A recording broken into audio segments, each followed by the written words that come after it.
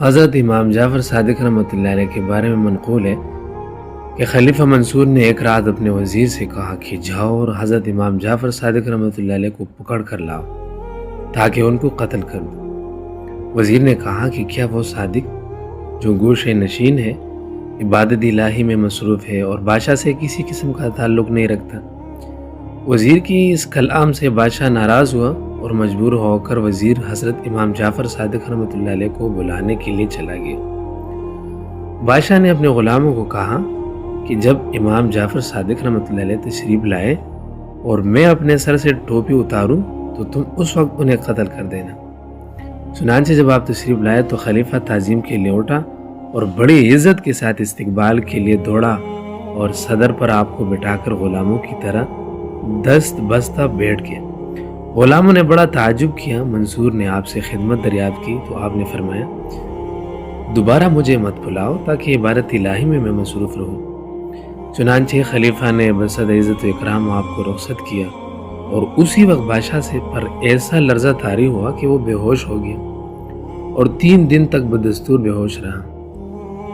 بعض کہتے ہیں کہ 3 نمازوں کے وقت تک بے ہوش رہا، یعنی اس کی 3 نمازیں قضا ہو گئی۔ جب وہ ہوش میں آیا تو وزیر نے معذرت دریافت کیا۔ بادشاہ نے کہا کہ جب آپ اندر تشریف لائے تو میں نے دیکھا کہ ایک اژدہا عظیم آپ کے ہمراہ تھا کہ اس کا ایک لب محل کے اوپر کے کنگرے پر اور دوسرا سطح زمین پر تھا، اور زبان سے مجھ کو کہہ رہا تھا کہ اگر تو نے ذرہ بر بھی تکلیف دی تو تجھ کو نگل جاؤں گا۔ چنانچہ اس اژدہا کے خوف سے عذر خواہی کی اور اس طرح بے ہوش ہو گیا۔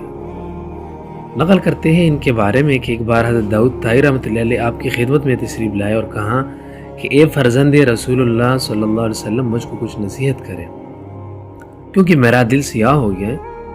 تو حضرت امام جعفر صادق رحمۃ اللہ علیہ نے فرمایا کہ اے ابا سلیمان، تو کی زاہد زمانہ ہے، تجھ کو میری نصیحت کی کیا ضرورت؟ انہوں نے عرض کیا کہ اے فرزند پیغمبر، اللہ تعالیٰ نے آپ کو سب پر بزرگی بخشی ہے اور نصیحت کرنا آپ پر فرض کیا ہے۔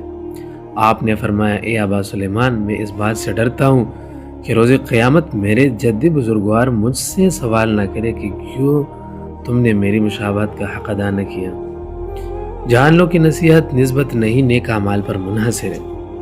حضرت داؤد طائی رحمۃ اللہ علیہ یہ سن کر بہت روئے اور کہا کہ الہی، جس شخص کا گوشت پوست لہو اور ہڈیاں نبوت سے ظہور میں آئی ہو، جس کے نانا رسول کریم، جس کی ماں فاطمۃ الزہرا رضی اللہ عنہا ہو، وہ خوف قیامت سے اس قدر ہراساں ہے، تو داؤد کس طرح شمار قطار میں ہے اور کس بات پر ناز کر سکتا ہے؟